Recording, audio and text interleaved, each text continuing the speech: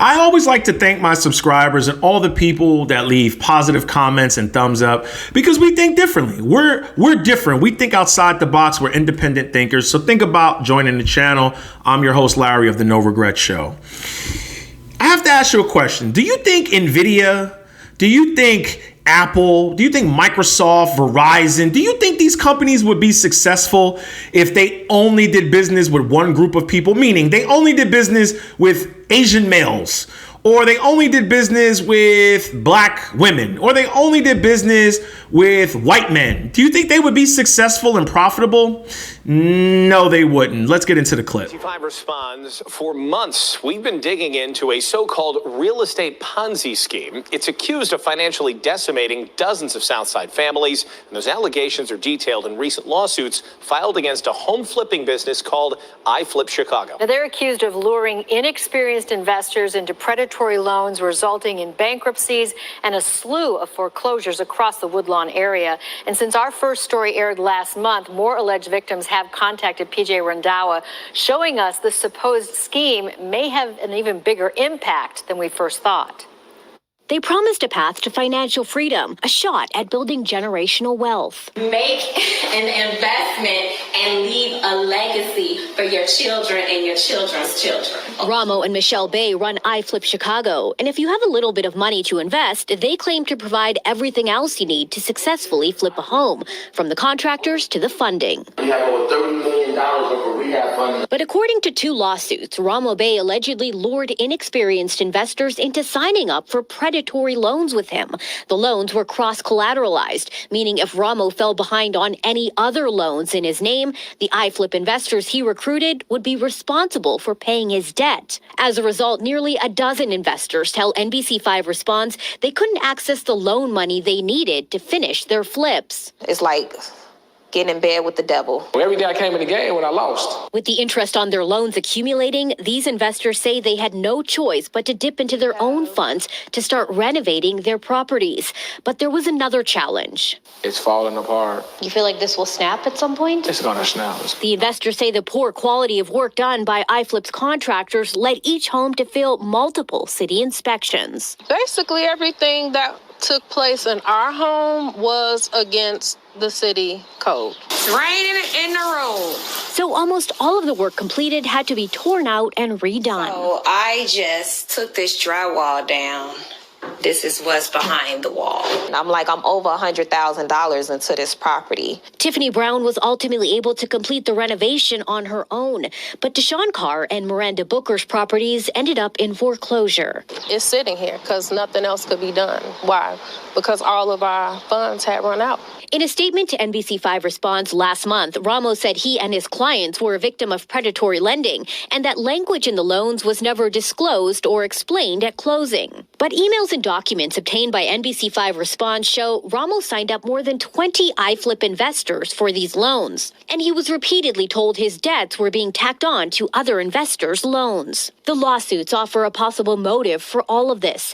They accuse him of conspiring with the lender, Envision Funding, to profit off the pricey loan extension fees many investors paid to avoid defaulting on their loans. I paid $95,000. The extensions and everything was another $30,000. Ramo denies that allegation, but his denials don't explain this. On Deshaun's closing paperwork from 2021, Ramo lists himself as a loan officer for Envision Funding. He created a system that he can make money through the whole process without putting no money up and without no risk. It's another strand of a web that has led more than a dozen iFlip investors into foreclosure.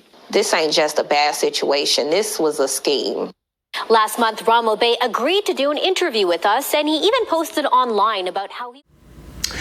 Did you see that? Generational wealth. Isn't that funny? Path to financial freedom, a shot at building generational wealth. About creating generational wealth. When it comes to implementing generational wealth, these are true wealth, generational wealth at that. Listen, guys. Ownership is key. This is how you build generational wealth. You have to. Isn't that funny how we've always talked about, the markets. We're not even going to get into that. This is a real estate video on how real estate people allegedly were running scams on people. You see what happens, ladies and gentlemen, is I've always tried to say this. You're not going to be successful if you only do business with one group of people. Did you see those people up there? All black. There was no white. There was no Indian. Why do you think that was? Do you think that, that it just so happened to be that way? No. Those people targeted those people. They went after people that look like them so they could say, it all looks like us now. Generational wealth. We got to take care of our brothers and sisters. We got to take care of our own. The white man been getting it way too long. It's our turn. That's an easy sales tactics when people don't do their own due diligence and they don't do their own research. Every now and then, the woulda, shoulda crew, they'll slide through. But guess what? In me and my subscribers' pockets, things have changed because these people, these white folks, these dead prez, they work for us now, and they go out and they recruit their mans in them and they bring them back because we understand the difference between assets and liabilities. Now, if that were me, and I'm going to tell you how I would operate that, this is what I would have done. This is what I would have done. And this is how the black community has paid trillions of dollars to everybody else but themselves. And we're going to get into that in a second. What I would have done, the first thing I would have said is, where's your business model? Yeah, where's your business model? You're not just going to say generational wealth and, everybody over there is involved, so we trying to come get you, because that's what happens. Black folks tend to recruit other black folks. They tell their friends, they tell their family, the same way a lot of these stock pumpers and traders blew up. I'm sure they spread the word and all that. Now, that happened in 2021. When a lot of that free money was out, allegedly. Now it's starting to come to terms with all the, that was a recent clip of all the lawsuits. They targeted those people because they didn't say, where's your business model? How long have you been in business? What did you do before this? What is your ROI, meaning your return on investment? What is your long-term ROI? How long have you been doing this? It's kind of convenient that you're all of a sudden doing this while all this money is out. And I would have had a lawyer take a look at that. Now, me, that's not how I do real estate, because I've always said this. You don't need to join anybody's group. No crowdfunding, none of that crap. In my opinion, do it yourself. Save the money. If you want to buy a building, buy a building. You want to buy a home, buy a home. But the reason why a lot of black folks have lost trillions over the years, I mean trillions, and you're probably asking yourself, how is it really that much? Okay, I'm going to show you a photo of me. I stopped to get a sandwich. I roll through the hood every now and then. Look at all the black folks lined up to play lottery. I blocked this person's face out because, I just want to conceal their privacy. Look at all the black folks playing lottery. Think about all the black folks that buy expensive cars. Think about all the black folks that gave their wealth back to this person and they got scammed out of it. Think about all the black folks that have more money come through their hands back during the pandemic than ever, and they gave it to all the plays. Those same people playing lottery are the same ones that slide through the comment section, make nasty comments about slavery and I'm bringing down my community. But at the end of the day, how am I bringing down the community when you're giving that money? That is an Indian-run store. That money flows back to the top. All that money that was given to those real estate people, I'm sure it flowed to contractors and all type of stuff because they didn't do their own due diligence. That's the same thing that these stock people have said. Those real estate people, they pumped their contractors.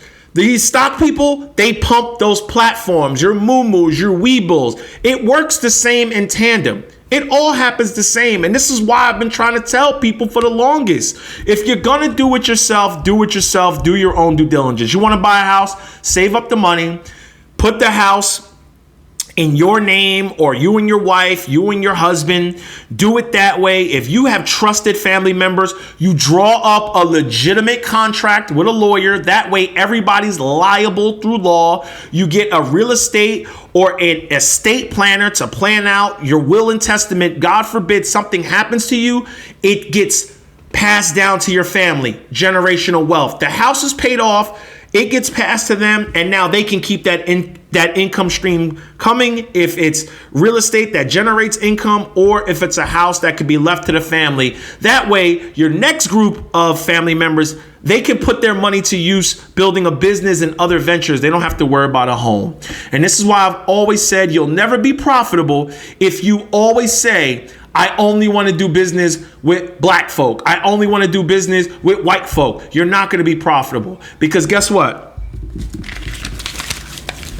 When you rent my real estate in Aruba, I don't give a damn what color you are. As long as you can pay that $1,000 a night to stay there, we can do business. There is no check mark for what color you are. It's, do you have this? Well, let's do some business. No regrets. Get it.